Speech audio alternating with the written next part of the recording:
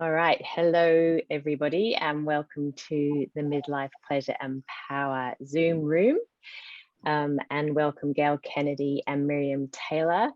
I will read your bios in a minute. I'm coming to you from Wurundjeri country and would like to acknowledge the traditional custodians of this land and their non-ceded custodianship, and also pay my respects to their elders, past, present, and emerging. All right, so I have two amazing women to interview today. I'm actually feeling a little bit nervous, I have to admit, but I thought if I say that, then I might feel less so. So I'm going to read your bios and then start with our usual first question. So Gayle Kennedy is a proud member of the Wongabon clan of the Nyampa speaking nation of southwest New South Wales. She is an award-winning writer and has published work in newspapers, magazines, literature journals, and for radio. She was the Indigenous issues writer and researcher for Streetwise Comics from 1995 to 1998. And her book of poetry, Koori Girl Goes Shopping, was shortlisted for the David Unipen Award in 2005. And her prose work, Me, Ant-Man and Fleabag, was the winning entry in 2006. By the way, I've read it. It's brilliant. Well worth reading.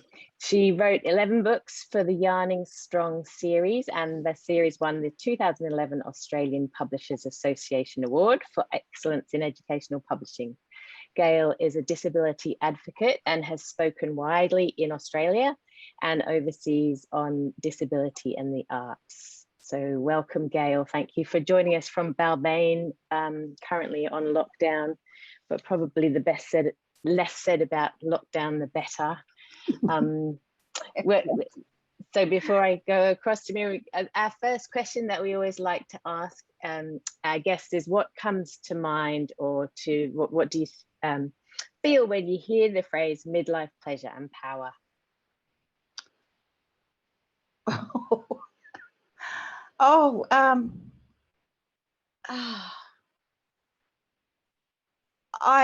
To me, it's being free. It's being free from the tyranny of my hormones. I've been through the menopause. I was drunk all the way through it, so I don't remember it. I think it's the freedom that I really love. I'm single. I do what I want, say what I want. I get out of bed when I want to do what I want. I like it.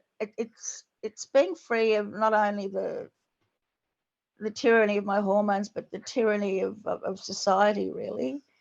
I'm quite happy saying no, I don't want to do that. I won't do that. Leave me alone. I like it. I think you don't realize that you're actually learning through life. It rushes by, but somewhere along the line things seem to enter and stay into your head, and you realize that you actually have some kind of wisdom in there. You actually have become wise. I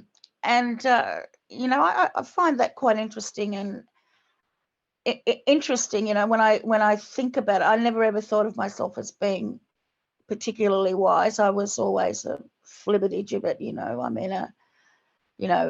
for all intents and purposes, I could have been blonde, but I just, somehow or other, it sort of all coalesced, and the things that I didn't realize I was learning along the way have stood me in good stead for my old age. Now I can write, I can do public speaking, I can, I can put all that stuff that I've learned together and make a living and make a contribution to society, and in particular to kids. Thank you. It's so refreshing to hear a positive taking ownership of the time that you're at, and also the wisdom and all your harvest we're fond of talking about a harvest in the autumn years, and sounds like you're really using that. So thank you.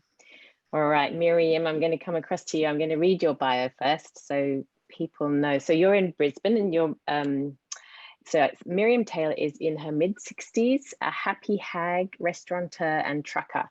She worked in educating women and men with disabilities on their self-esteem, sexuality and body acceptance for many years, from 1991 until 2019. She's been involved in medical and affiliate education around intellectual disability for many years, including co-authoring the 2011 First World Report on Disability from WHO and presenting at the 1995 UN Congress of Women, Beijing, on menstruation and disability. So welcome, Miriam. And what is it that comes to mind for you or heart when you hear midlife pleasure and power? I have to agree with Gayle. You know, there's a real power that comes with you crossing over into this third age. I feel really privileged to have gotten here because many people don't. The pleasure comes from the power, to be honest. The fact that you do have all the wisdom that Gayle talked about. Also that you are free, as Gayle mentioned. You're definitely freer in your third age. I feel the power and the pleasure that comes from saying no, from doing as I please, from saying what I please without being hamstrung. The invisibility, I think they talk about, of women in post-menopause is probably a reality, except in my case, I'm very noisy. So I demand attention and get it. And I think part of that comes from many years of supporting people with disabilities to have a voice. And then finally, in the world of trucking, you just have to yell. That's true. I'm always the noisiest one in the room. And would you say that that's got sort of that you've both got louder since getting older? Is it an age thing, or is it that you've both always been, you know, that had that sense of confidence and agency? I've always been loud. It's a family trait, I think, with us. We're always the loudest people in the room. My family just demand attention. So, you know, God help you if you've got the microphone or you want the microphone and try to get it off one of us. I'm the same, Gayle. I came from a very large family, Irish background, and, you know, everyone talks over each other still. And you have to fight to be heard. So that's okay. I'm happy with it. I guess what I've learned as I get older is a greater sense of stillness. That urgency of youth has disappeared. So I've got a greater sense of stillness, and I do take great pleasure in that. Yeah. Oh, absolutely. Yeah, it is. It's the ability to be quiet and still and happy in your own company. I mean, I never thought I'd reach that stage because I was always out and about and, you know, wanting to be entertained, and now I just take great pleasure in my own company and jotting down things, writing things, watching, you know, learning. I try and learn something new every day. I like to, once a day, I like to say to myself, well, I did not know that. You know, so you know, like it's quietly educating myself as I go along, and you know, in the wee hours of the morning when it's completely quiet and just happy in your own company. I never thought I'd reach that stage, but that's been one of the beauties of getting older and being a single woman in her late 60s. I suppose they're late 60s now, aren't they, when you're hitting 66? I don't know, I reckon still mid. Closer to mid than late. It's only a fortnight away till I hit 66. Oh, it's definitely mid. But I know I've certainly started to feel that with that desire to be much more inward and still, and like almost going into a cave, wanting to just everything to be quiet. Yeah, it feels and it's a wanting, it's a yearning. It's not like something that I'm resisting. So Gayle, so when you were very little, you got polio. Would you tell us a little bit about your story in relation to having polio and your body, and then post polio as well, because that's something that people may not know about? I got polio when I was 2. My mother was in hospital having another baby, and she left me in care of relatives, and they came up and said, after she'd had the baby, that they picked me up and I just collapsed. I fell down. And so it was sort of in the middle of the epidemic in the 50s. And so I was flown to the Children's Hospital, and I basically didn't see my mother again until I was about 5. It's in the Children's Hospital, and then I was in Wahroonga in a convalescent home, and it was, and I didn't see any other black faces, which was very odd, you know. Like I just thought I was white too. So when these 2 black people turned up to take me home, it was really disconcerting, you know. Like there was no getting to know them or anything. So, and I remember it vividly. I remember that was an 18-hour train ride out to where we lived. And, you know, just getting off in the middle of nowhere. You know, we were living in Ivanhoe at the time. And, you know, like it was a rough and rowdy Aboriginal life, you know, I'd gone into. And so it was, you know, like it, and every year, twice a year after that, I went back to the Far West home. And that didn't sort of finish until I was about 14. I spent 2 years away from 12 to 14 having operations. And then but then, you know, like you get back out to, you know, we were living in Hay, and you get back out there and you don't belong there, and you know, you don't belong in Sydney, you know, like you just don't know where you belong. So I found though that I feel a real affinity with Sydney, you know. So I came back when I was 17. I got a scholarship to a school here in Sydney, a very, very good girls' school, and I did my HSC there, and I never ended up going back.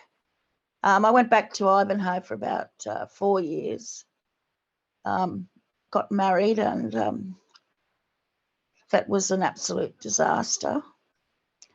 And just came back to Sydney and just thought, well, you know, I'm just going to do what makes me happy from now on. I mean, when I was young, I decided that I didn't want children. I didn't want the responsibility of children, because I think if you have them, then you need to be there for them. And I wasn't prepared to be there for them. I didn't want to do the morning feeds. I didn't want to give up my hard-won freedom. I wanted to do exactly what I wanted to do. And so I never had them, and I've never felt the biological clock. I don't understand what that means. I never felt it. I never felt a yearning for children.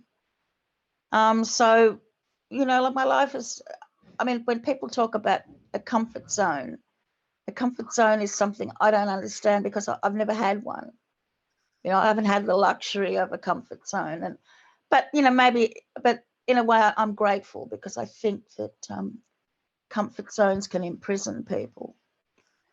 So, you know, I've led a life of ups and downs, and good and bad, and travel and fun, and, you know, like it's, you know, I'm a woman who's always done exactly as she pleases, and I say what I please, and I do what I please, and Post polio has been difficult because I eventually had to go into a wheelchair.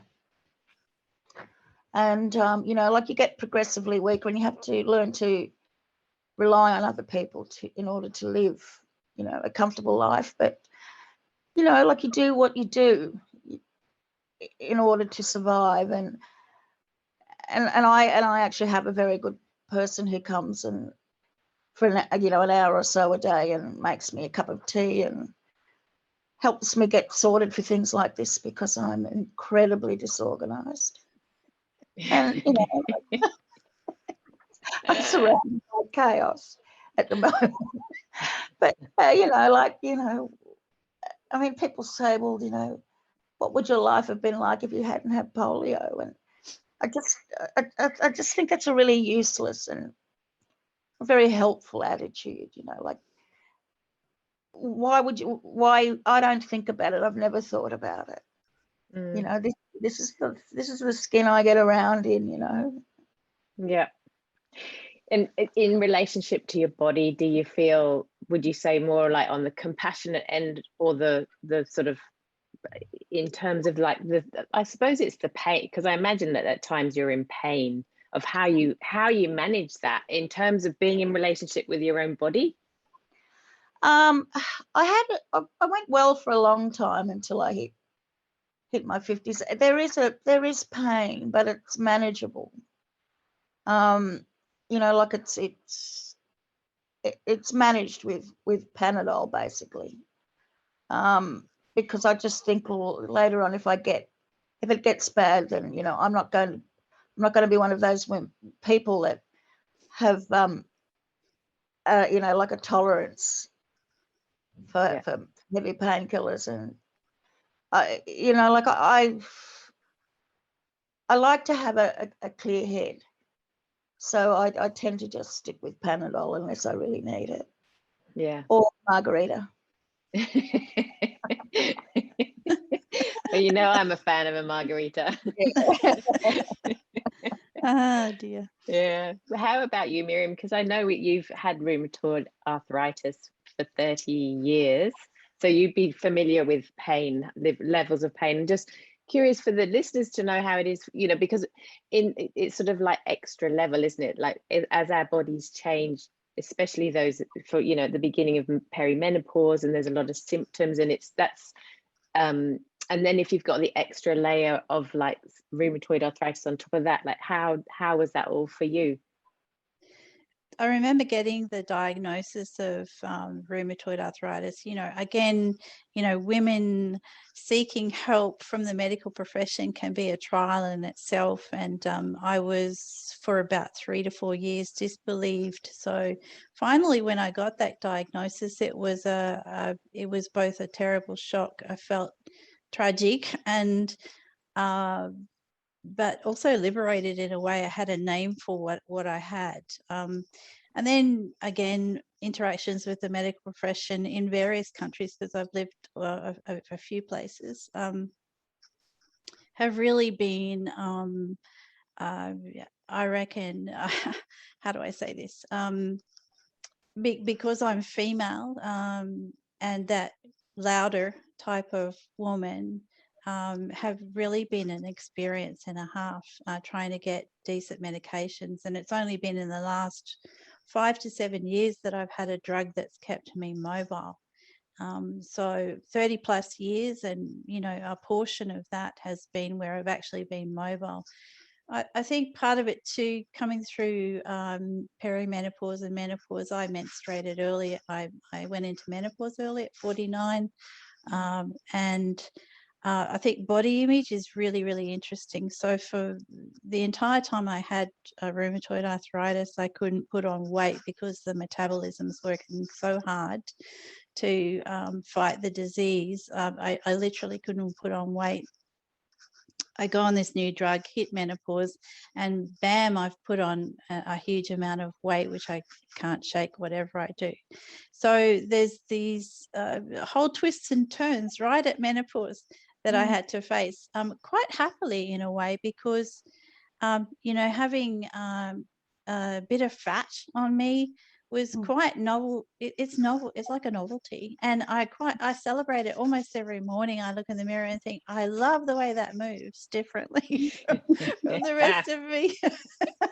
I celebrated menopause. I'd had a very long history of endometriosis, lots of miscarriages, and polycystic ovary disease.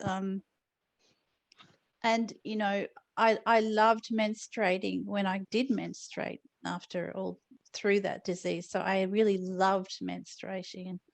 When I got to menopause, I loved the hot flushes because to me they represented more than anything else. I'm stepping into a new age, and for me, I felt just so privileged to get to that point. I feel privileged every day. You know, I'm on a medication. I'm very lucky. I'm on a medication that keeps me moving. The deformation of various joints in my body is fine. It took a while to accept it, but at the same time, my deficits afford other people opportunities to be kind to me, and that's a good thing. That makes them feel great, and I feel like I'm actually facilitating kindness in their lives. So that's a good thing.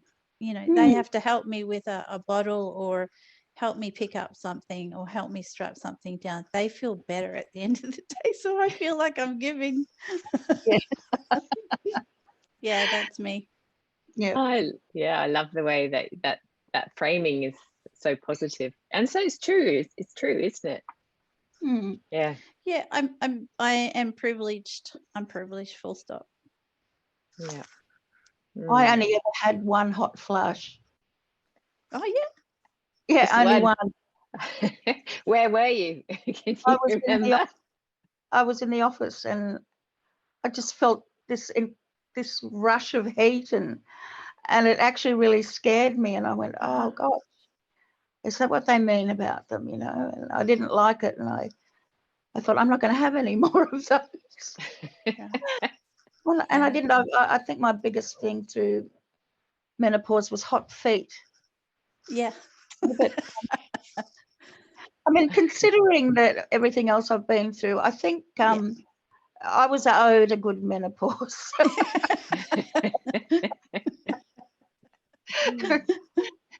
I had one massive bleed, and then it was all over. Yeah. And oh, well, there you go. You know, I'm postmenopausal now, and that's when my life started.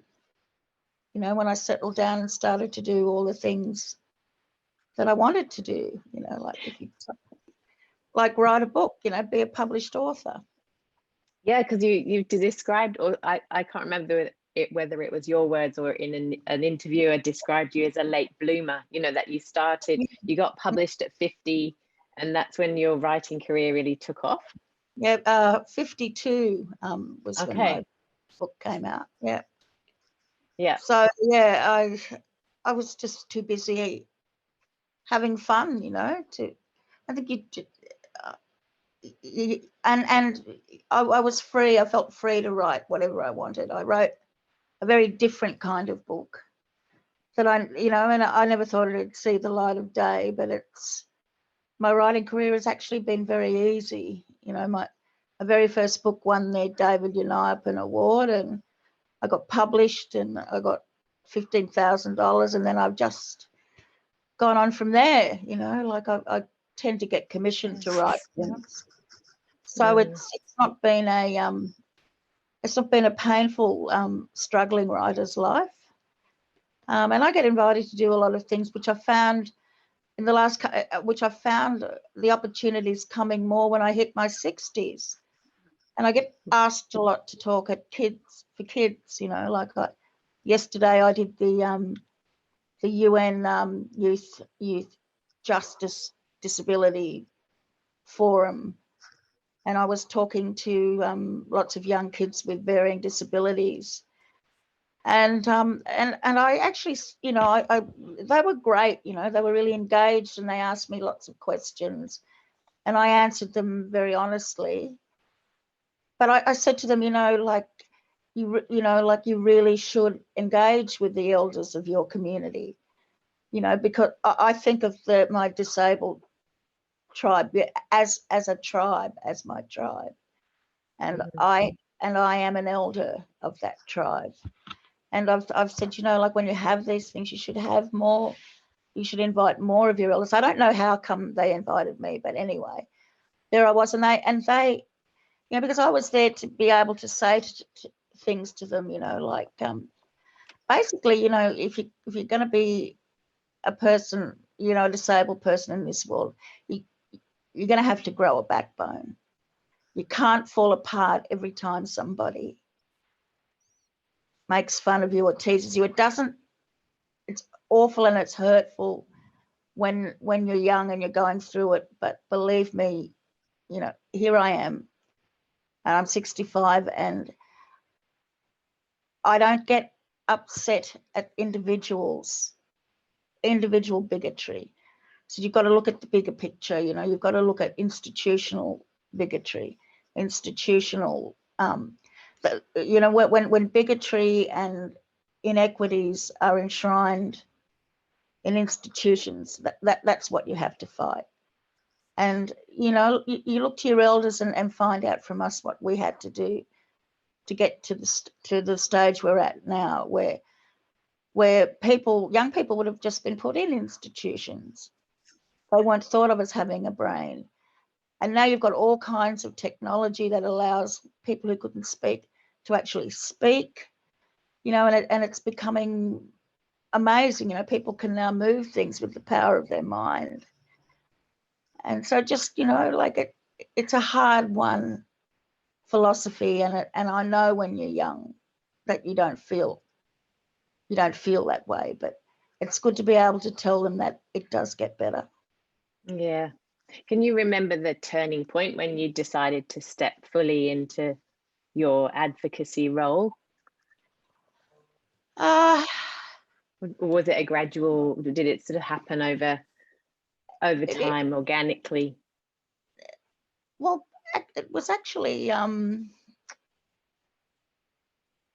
it was thrust on me, really. I was asked to speak at a disability conference on a panel with people in Darling Harbour. It was Nelson Mandela opened it and was there.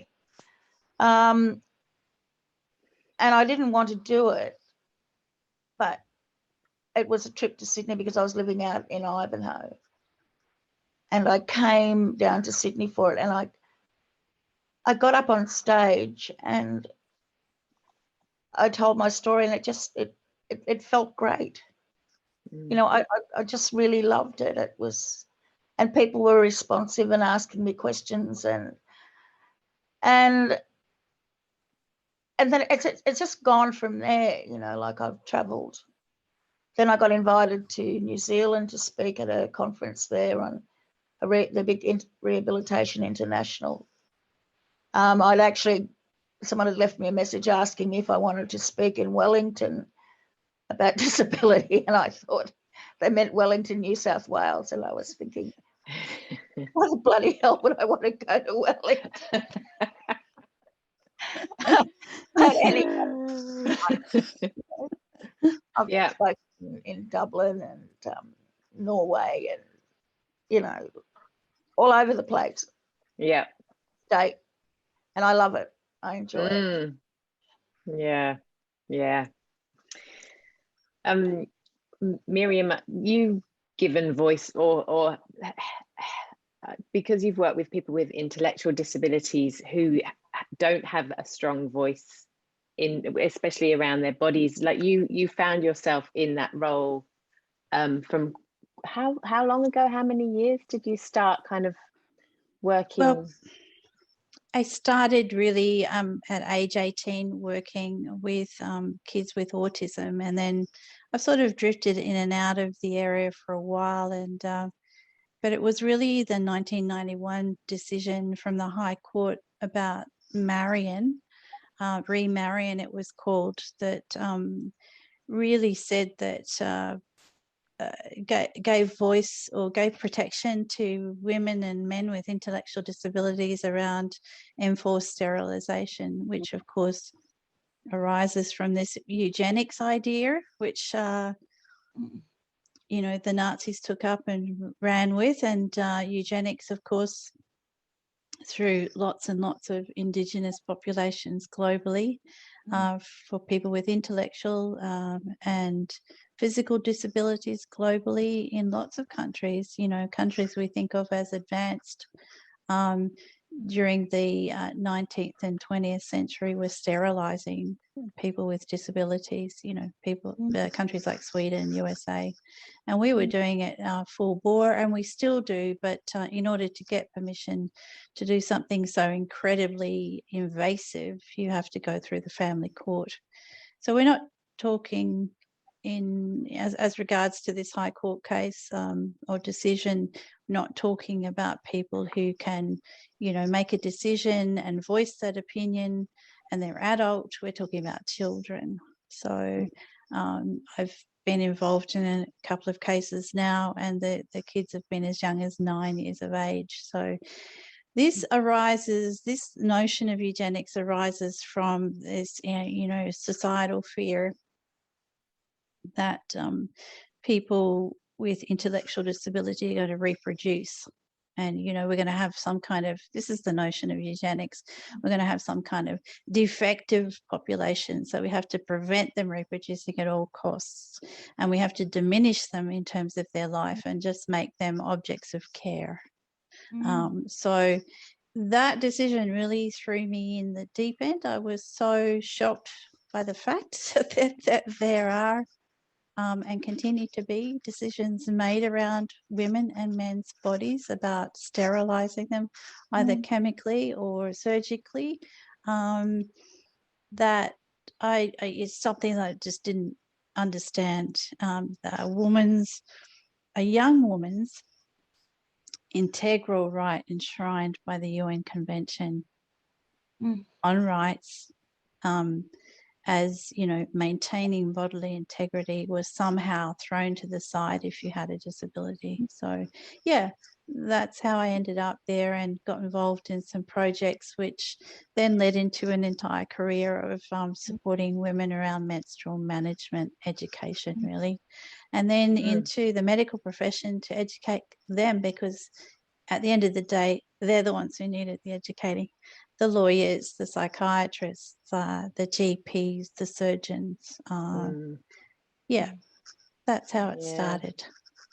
And that really sort of links into what you were saying, Gayle, as well, about the system. It's the bigger picture, isn't it? I mean, there's stuff that's happening on the individual level, but it's at the societal level that you can really see how we treat our people.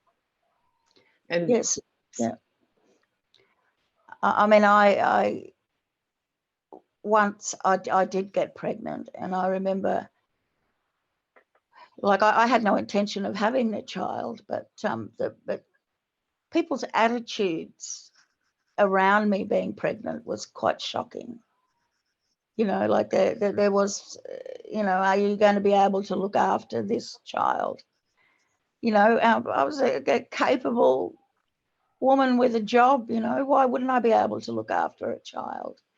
But all they saw was the disability, the fact that I had this limp, and, you know, and when you see some of the shocking cases of child abuse against children by people that aren't disabled, it beggars belief, really. You know, and yeah, what Miriam said is just also true. No autonomy given to us, our power taken away from us by the institutions, you know, the institutions of law.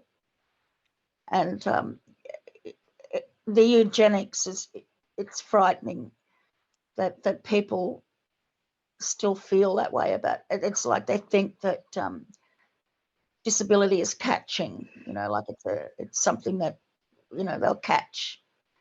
But they don't realise what they don't realise is that anyone can become disabled in a heartbeat, you Mm. know, and and some of the biggest changes that have come about in society for disabled people have come about by people who've suddenly found themselves disabled and unable to do the things that they wanted to do. You know, why can't I book a table at this restaurant or at that theatre, you know, get a ticket to that theatre?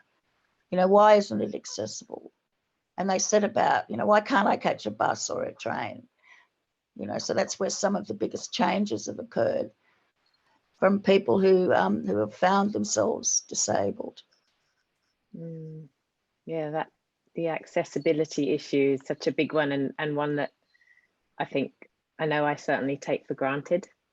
You know, like, yeah, Mm. and It's also, can I, just build on what Gayle's talking about too, around accessibility to like basic, and this is where we're headed, basic expression of sensuality and sexuality, and even basic expression of language and feeling. You know, for people who are non-verbal, we construct their dictionaries for them. We prevent them from giving voice to a whole range of emotions. People don't learn about emotions. I mean, just in the mainstream society now, we're talking about learning about expressing how you feel, giving words and vocabulary to that. So a lot of people with intellectual disability have never, ever, ever, and people with autism never been afforded that opportunity to give voice to that. So the work in menstruation naturally led on to whole of body and whole of mind. So looking at expressing sensuality, even through the notion of basic pleasures in life. People didn't have vocabulary or even opportunity to experience sensual pleasures. And I think sexuality is just an arm of that. Sensual, you know, all of our seven senses aren't we may be able to give voice to them and take pleasure in them, but for a lot of people with disabilities, they aren't even like considered as having those seven senses. So, you know, simple things like taking pleasure in talking about food or wine or having a margarita is not something that people with intellectual disability will do around the table at night. They may not even have the words for it or the opportunity to experience it. So just on that minor point, from there you can see the disempowerment that leads all the way through to you know, a repression of sexual expression. Sorry, I gotta start raving now, Gayle. But I totally agree with you. You know, there's so many people out there that that don't get to experience a loving touch, that don't get to experience sensuality and having somebody touch their body and take pleasure in their body. And I use the term lonely skin. You know, I think a lot of people spend their lives with lonely skin, and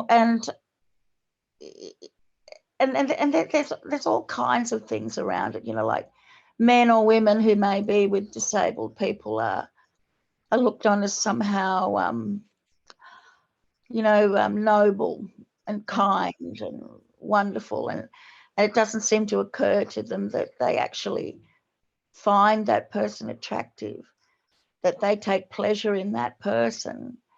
And you know, a lot of there's fetishes around, you know, people with disability, you know, disabled people. You know, is it do you have to have a fetish in order to love somebody that's disabled? It's a very, you know, I'm all for things like the NDIS. You know, people being able to utilize money to engage sex workers. You know, I mean, to engage people that are going to give them a sensual massage. You know, I mean, I'm all for it, you know, like helping disabled couples have good sex. Sex is important, you know, sex makes you feel good.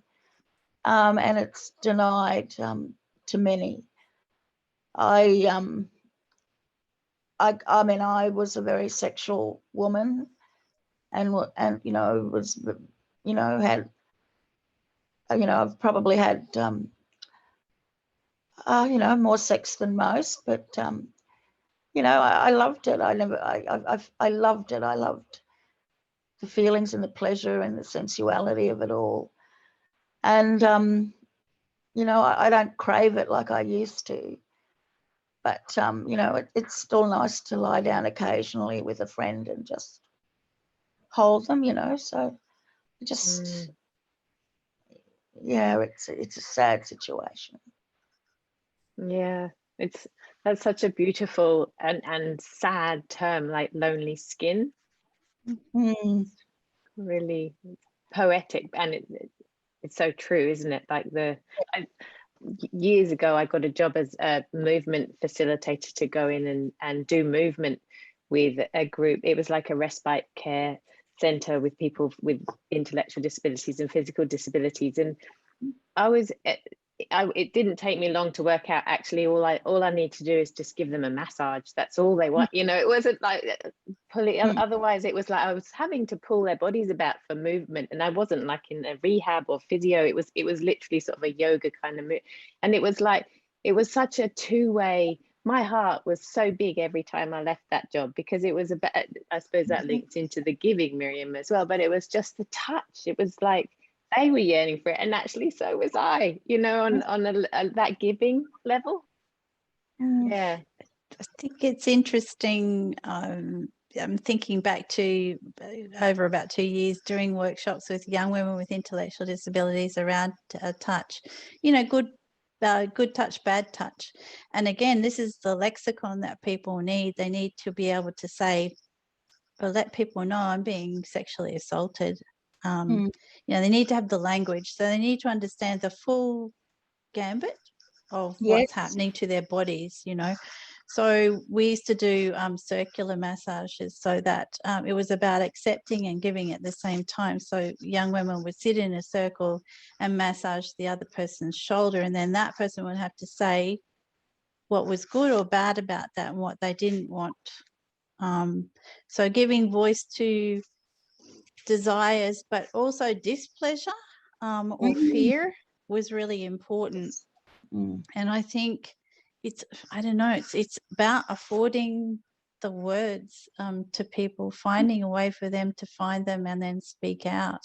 Because even if a young woman or man with intellectual disability talks about sexual assault, doesn't necessarily mean it's going to go anywhere.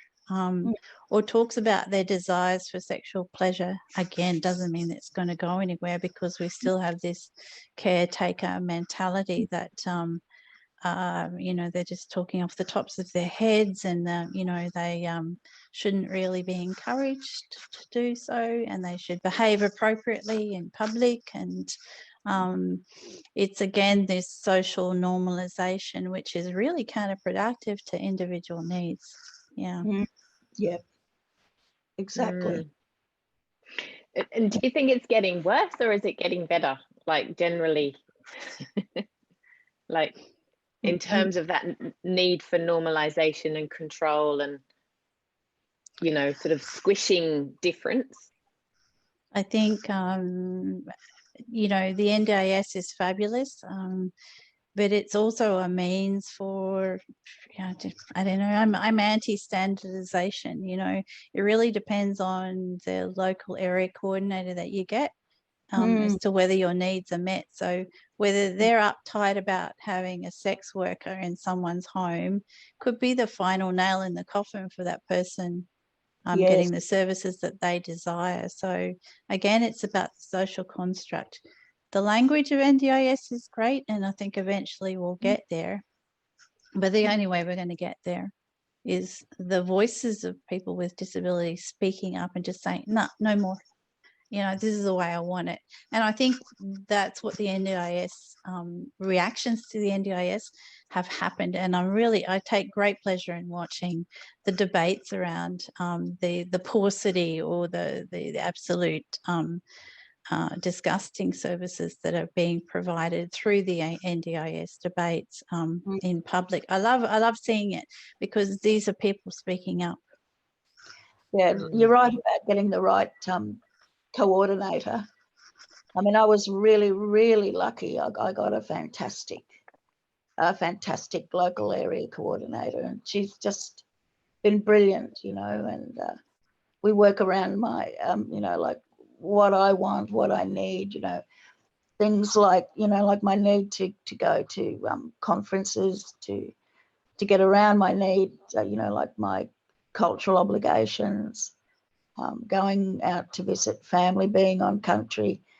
They've been fantastic. And I was really, really angry. It was about 4 weeks ago when I got a call from a stranger. I picked up the phone. I didn't recognise the number, and this girl said, "Hello, Auntie." And I'm going, "Who are you?"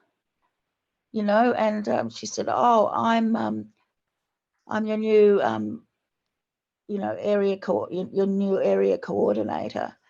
And they had arbitrarily taken me off my area coordinator, who is white, who I've developed a really great relationship. They've actually seen that I'm Aboriginal and have arbitrarily assigned me to an Aboriginal service. And I hit the roof.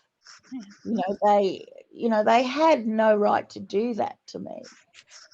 And I demanded to be given back my area coordinator. I mean, how dare they do that to me without discussing it with me? And they were great. I mean, like, it was like within 15 minutes, I was back with Miriam, my coordinator, who I love. It's because you're so noisy. Yes. But I'm just wondering, what can you say to those quiet people who don't have that sort of, like, what, any words of wisdom for them to help them tap into a power where they can kind of give voice? Both of you are talking very passionately about having a voice. Oh, look, I don't know. I don't know what kind of advice, how do you tell someone who's not used to fighting, who's basically been put in a corner for most of their lives? How do you tell them to make a noise? I mean, I don't know. I wish I had a magic wand. I wish I had the answer, but I really don't.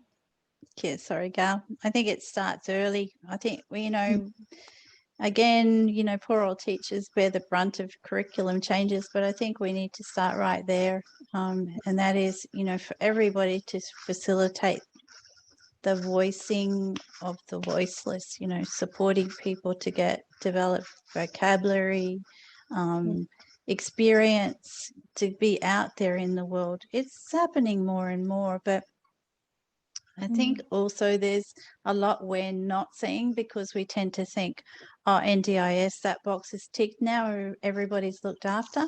But there's a lot of people who don't get any NDIS service and who are supported by family. We don't hear from them because families get exhausted of having to advocate constantly.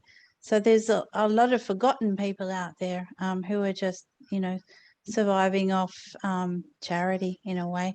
So I think the NDIS has kind of split the people with disabilities into a couple of groups. There are people who get it. It's a bit like mental health was maybe 30 years ago. Sort of mental health services are getting better. I can't say anywhere near as good as they should be, but they have improved over 30 years. but it's almost like the NDIS is back there. You know, it's only just the beginning. People think it's the end point, but we're nowhere near the end point yet. No, we're not. And you can't get it after you're 65, which leaves a lot of people with post-polio syndrome out in the cold. You know, like having to be able to afford really, really expensive equipment. You know, like I mean, if I've had any luck, is that I had it. Is that I was able to get onto the NDIS before I turned 65. And it's made a huge difference to my life. But you've got to, I mean, as you said, you've got to luck out with a good area coordinator. And when you're doing a plan, I think it's really important for people to have an advocate with them. You know, somebody who, I mean, I had somebody with me when I did up my very first plan that had been working with me when I was under aged care. And she would remind me of things, you know, she would say, well, what about this? So we were able to add all kinds of things onto my plan. But, you know, before that, you know, like, I mean, a few years before that, when I first started, you know, having the really bad symptoms of post-polio, it was a nightmare because, I mean, I'm very good at advocating for other people. I was very good at fighting for the rights of other people, but I couldn't do it for myself. I was exhausted, I was depressed, and actually finding an advocate saved my life. You know, being able to hand everything over to them. And then when it came time to transition to the NDIS, that advocate was with me. You know, so I think people really should make sure when they're setting up a plan that they have a really good advocate with them, that knows what they need and fights for it. You know, it's not always easy. Yeah. I'm looking at one of the quotes that I picked up, Gayle, where you said about you being political, and you said, I guess I am, but that's only emerged in the last few years because I realized you can't affect change by staying silent. And yes. That feels potent to this part of the conversation. It's about speaking out, and like you say, if you can't do it for yourself, finding someone who can. Yeah. And yeah, I have a voice, and I feel obligated to use it. You know, I speak because I can. Yeah. We're drawing to the close. There were so many more questions I had for you both, but we're drawing to the end of our hour together. The last question that we like to close with is any gems of wisdom or pearls of wisdom about midlife, particularly midlife pleasure and power for the listeners.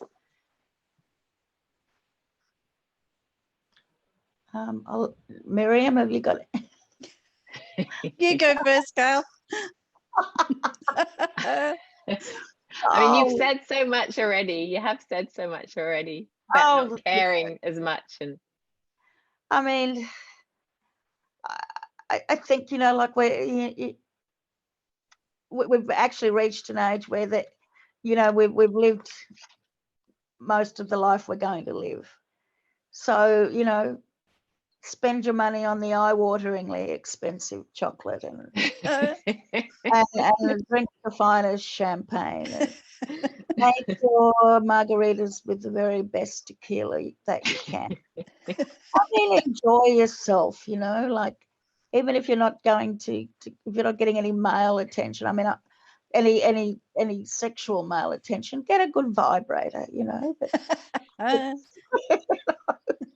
I mean, I love men, and I have a lot of male friends, and I love being in their company. But you know, like, and get yourself young friends. I have lots of young friends. Just enjoy what you've got left, and you're at an age where you can say and do whatever you like. And believe it or not, a lot of people actually enjoy that. You know, I mean, some people actually enjoy getting a spray from me sometimes, you know. just be yourself. You know, this is the time. If ever you're going to be yourself, this is the time. Thank you. I think for me, I feel privileged. So enjoy the privilege of aging, and speak up. Be noisy. Don't let people push you off the footpath. No. Walk straight in a crowd. And you really, as Gayle says, you know, take pleasure in the small moments and the small opportunities that you have to celebrate a life well lived, a noisy life. Yeah. I love it. A noisy life. Yes. Yes. If ever anyone's lived a noisy life, it's been me. Well, thank you both so much for your time today. It's been a great conversation. I'm very grateful. And if people want to find out more, Miriam Taylor, look under her. Just Google Miriam Taylor for her academic work, and Gayle Kennedy. Her books are online, and also you can catch up with her on Facebook. Her Facebook page, Gayle Kennedy. So. Thank you again, Beth, so much for talking to Midlife Pleasure and Power. And yeah, we'll hopefully have another good one of these conversations down the track, because I think there's so much that juicy conversations need to be had, and more noise for sure. Yes. Okay, lovely to meet you, Charlotte and Miriam. A great privilege to meet you both.